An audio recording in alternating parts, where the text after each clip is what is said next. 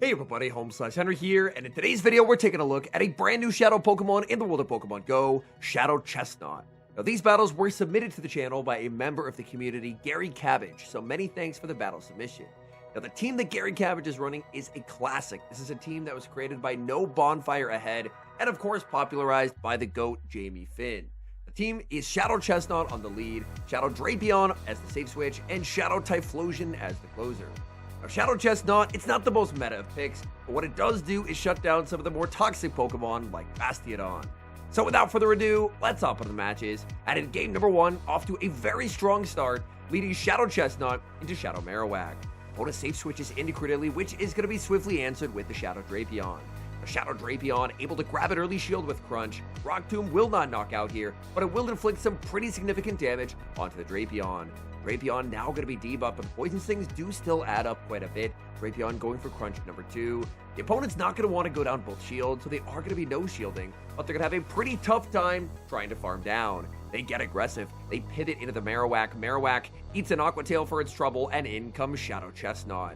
Shadow Chesnaught is going to be a complete wall to energy from the Marowak. Marowak will fire off a Bone Club, but because it's the Shadow Chesnaught, it will still take some pretty significant damage. Unfortunately, Marowak gets a 1 HP survive, forcing Chesnaught to burn a shield. But Chesnaught does exit with energy if the opponent decides to bring back in Credilli. They're waiting down the timer. Oh, they do a peekaboo play as they send back in Credilli, but Credilli's going to get deleted by a Frenzy Plant.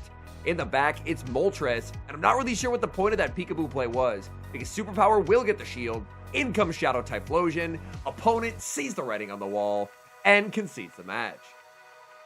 We see the Dream lead in the next match, Shadow Chesnaught into Bastiodon. Opponent safe switches into Ludicolo. That's a Pokemon that's completely walled by Chesnaught, but the Chesnaught has to be saved for Basti, so in comes Drapeon. Unfortunately, Drapeon does give up a free Astonish as the Crunch goes through, but that's going to allow Ludicolo to double up on Weather Balls.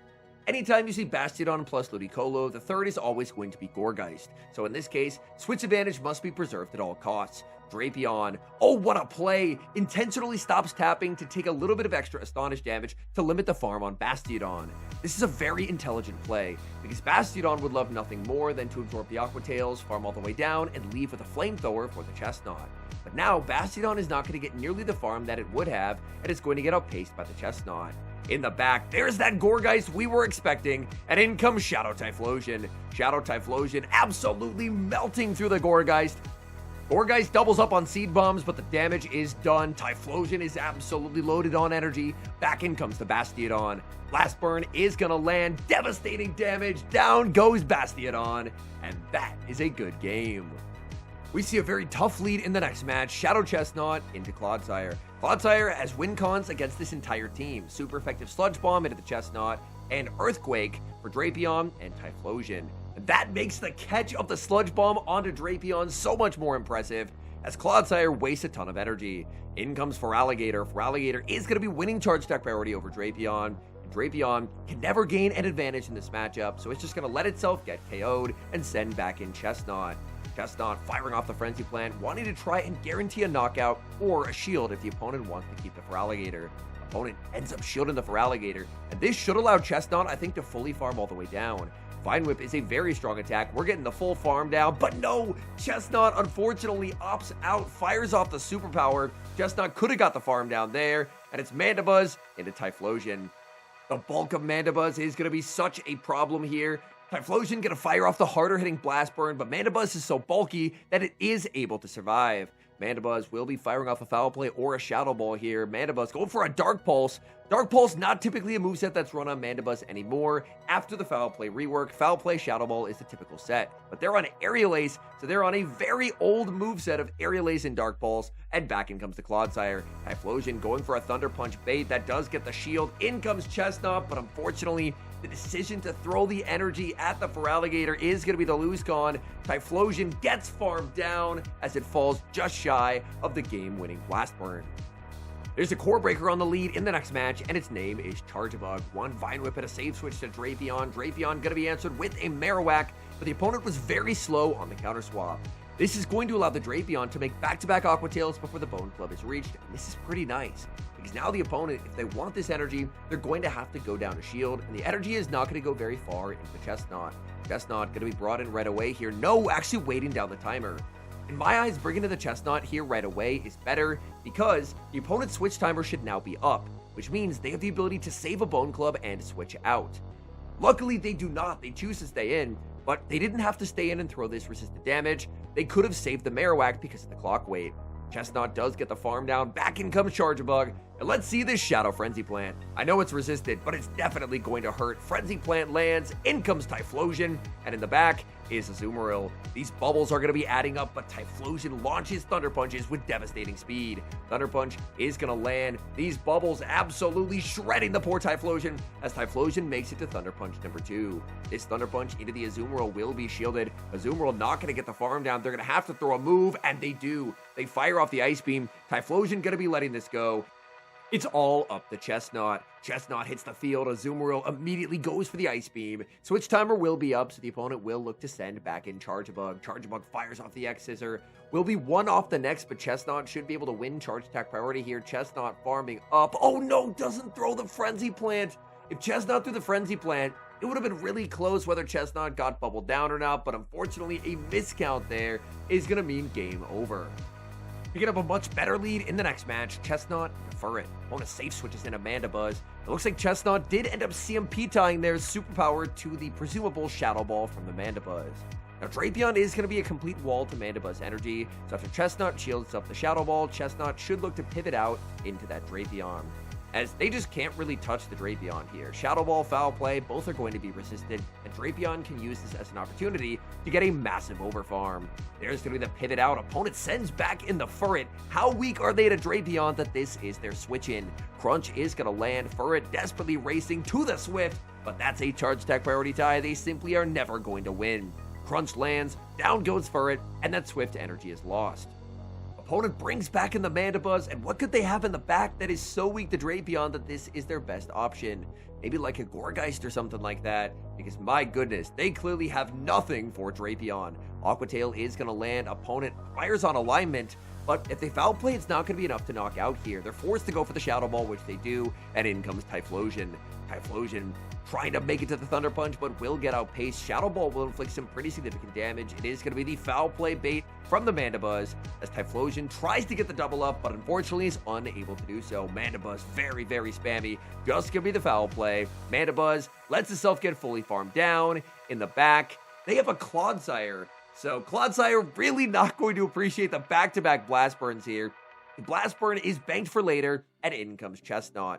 This is a Shadow Frenzy Plant onto the Clodsire that deals devastating damage, and even if it gets KO'd by the Sludge Bomb, the damage is done, the Blast Burn is loaded, and it's a Stone Edge Clodsire, so bad news for the Clod. They just do not have the damage that they need. It's actually going to be Chesnaught closing out this game, as Frenzy Plant number 2 takes the knockout and wins the game.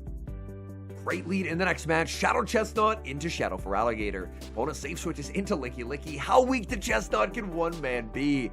Beautiful banking of the Frenzy Plant and a catch and sneak onto the Shadow Drapeon. Body slams will add up. Licky Licky does have a big energy advantage, but even if switch advantage is lost, it's not like that would be the worst thing in the world, as Shadow Typhlosion is going to do well into the Feraligatr as long as Feraligatr is not up energy. Body Slam is going to connect onto the Drapeon. Drapeon does get outpaced, but switch advantage isn't really needed, so Drapeon is going to let itself get KO'd. In comes Typhlosion. Oh, this is diabolical. Typhlosion gets a 40 energy head start as it gets the Incinerate down. In comes Feraligatr. They catch Thunder Punch onto Bastiodon, and I guess someone can be even weaker to Chesnaught than initially thought, because they have Bastiodon as their final Pokemon. Bastiodon gonna be baited with the Frenzy Plant. Shield comes up, opponent panicking. They realize they are triple weak to this Chesnaught. Chesnaught, of course, gonna be shielding everything. Bastiodon cannot damage it unless a charge attack lands. Chesnaught going for the Frenzy Plant here, going for the double bait. The Frenzy Plant does get called, and in comes Feraligatr. But Feraligatr is so far behind on energy, not even at a Hydro Cannon. Shield comes up, in comes Typhlosion. Typhlosion will get outpaced, but Chesnaught will be able to close out this game. Chesnaught could probably even go for a full Vine Whip farm down and then just exit with the superpower loaded to take home the victory. Alligator shaking its head. It knows what's coming and it cannot stop it. Chesnaught gets that full farm down, exits with the Frenzy Plant loaded, going for the good charge attack timing anyway. Back in comes Bastiodon, double super effective damage, taking the knockout, and that's a good game.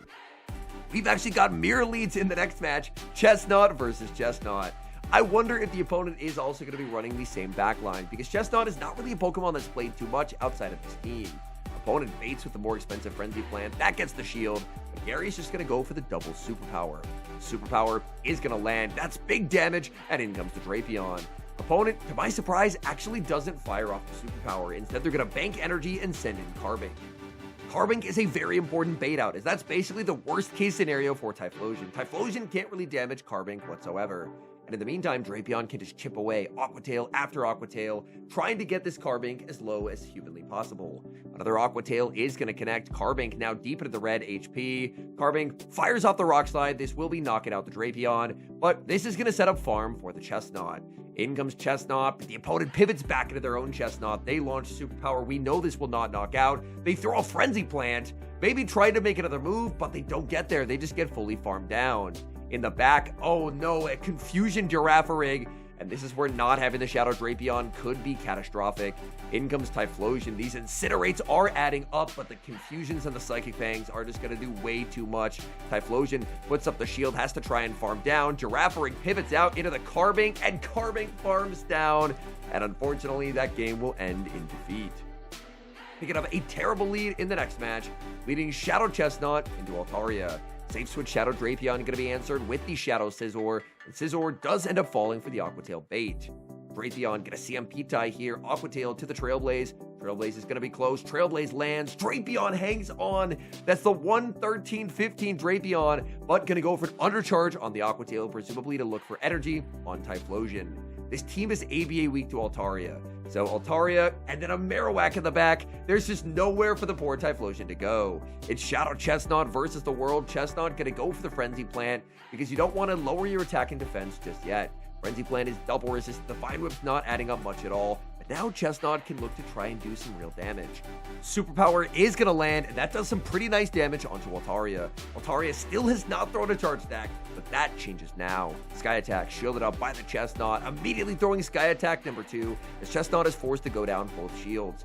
Chesnaught is debuffed from the superpower. There's the switch to Typhlosion. In comes Marowak, but Marowak switches into the face of a loaded Blast Burn. Blast Burn gets shielded, Marowak gets the farm down, Chesnaught has the Frenzy Plant, winning charge attack priority and denying all of Marowak's energy. Frenzy will take the knockout, now it's a race. Superpower versus Sky Attack, which comes first, but it's Altaria able to outpace by one singular turn. That was almost one of the greatest games I've ever seen, but unfortunately it will end in defeat. And the bad leads keep coming for Chesnaught, as this time it leads into Talonflame. Talonflame, however, stays in against the Drapeon safe switch. Drapeon will look to lock in some big damage with Aqua Tail. Talonflame says no, it's the non-shadow Talonflame as well. They're going to be putting up the shield and going for the fly. Opponent's now going to be pivoting out and sending in Blastoise. Drapeon throws 5 in the move, which means, unfortunately, Blastoise does get 2 free turns. Crunch is going to land. Blastoise will undertap, but this should set up a pretty nice farm down for the Shadow Chesnaught. As well, getting the Blastoise out of the way is hopefully a really good sign for the Typhlosion in the back. Oh my goodness, what a farm down for the Chesnaught. In comes Talonflame. Talonflame answered with Typhlosion. Neither trainer throwing a charge stack. In the back is Jellicent, and they are so weak to electric. Typhlosion launching Thunder Punch. No shield comes out from the Jellicent. Jellicent is forced to let this go. If the Jellicent ends up shielding this move, they will lose the game. They're forced to try and sweep with the Talonflame. Talonflame, they've taken a lot of damage already. This is probably in double superpower range. Fly gets shielded. They charge attack priority tie a Typhlosion, and that's going to cost them. Thunder Punch is shielded. They get the knockout onto the Typhlosion, but it's the Chesnaught that's going to take home the win. Back in comes the Chesnaught. Chesnaught going to go for Frenzy Plant into Superpower. A safe play because the Frenzy will get a little bit of damage there. And the Frenzy actually almost KO'd. Shadow Frenzy Plant is no joke. Oh my goodness. But Superpower is going to be cleaning up and securing the win. Hopping to the final match, and man, we're learning in real time why running grass types at the current moment is not particularly viable, because man, there are just so many good flyers. Talonflame after Talonflame on the lead. Opponent ends up putting up a shield and sending in Marowak. Very nice of them to switch out, because Marowak is going to take some pretty substantial damage, and then Chesnaught is going to get a big farm down. Obviously, the fact that the Talonflame has a loaded fly already is really not ideal, but at the very least, the Marowak has been baited out, and hopefully, Typhlosion will be able to do something in the endgame. Bone Club from Marowak, not going to do much. Chesnaught looking for a farm down, not going to get it. Another Bone Club is reached, and now, unfortunately, the Chesnaught will be in range of getting KO'd by a single Incinerate. There's the switch in by the Talonflame, but Talonflame will be answered with Typhlosion. Typhlosion switched fast enough that it should be a cap tie here, fly to the Thunder Punch, and they do end up cap tying. They are definitely not surviving this Thunder Punch. Thunder Punch is going to be no-shielded. They still do have the Marowak. In comes Marowak. They only get one Mud Slap in the back. They have Furret, and with Chesnaught still alive, that's going to be a win. And now some final thoughts on Shadow Chesnaught and its meta viability. As far as Shadow Chesnaught's meta viability, I think I would rank it right around where I'd rank regular Chesnaught. There are going to be a few specific Go Battle League lines, like the No Bonfire Ahead team that's featured here, the Chesnaught Drapeon Typhlosion team, where Chesnaught is going to put in some work just because of its defensive typing. However, being a grass type in this current meta is really, really difficult. There are so many Pokemon that just obliterate grass, whether it's the ever-present Shadow Scizor. There's so many amazing flying types, like not even counting the Peck users. You can list off Shadow Talonflame, Altaria, and Corviknight as all three Pokemon that pretty much just outright destroy the Chesnaught. So I do think it's a pretty fun Pokemon. It hits very hard. It could be really interesting in certain limited metas as well, especially if a flying presence is diminished. But for now, it's definitely more of a pick for fun than for climbing, more of an anti-meta vibe, where on certain team comps, it's going to put in some pretty nice work overall, but the meta is really hostile to grass. Like, even Credilli usage in competitive is way down. Gourgeist is the closest we have to a usable grass right now, and even that doesn't see a ton of play. Although Rise did actually win a recent regional championship with Gourgeist, so maybe Gourgeist is rising just a little bit due to the fact that it's actually a grass type that can do okay in Shadow Scizor. But for Chesnaught, it's just a pretty cool pick. I do like seeing Chesnaught succeed. It's definitely a Pokemon that I root for. I just think it has a really tough time across the board with what's strong at the moment. Anyways, thank you guys so much for watching. If you enjoyed watching today's video, please do leave a like on it and subscribe to the channel if you have not. And an extra special thank you, as always, to our channel members here on YouTube. The support you guys provide is genuinely so appreciated. So thank you guys, oh so very much. And until next time, I've been HomeSliceHenry.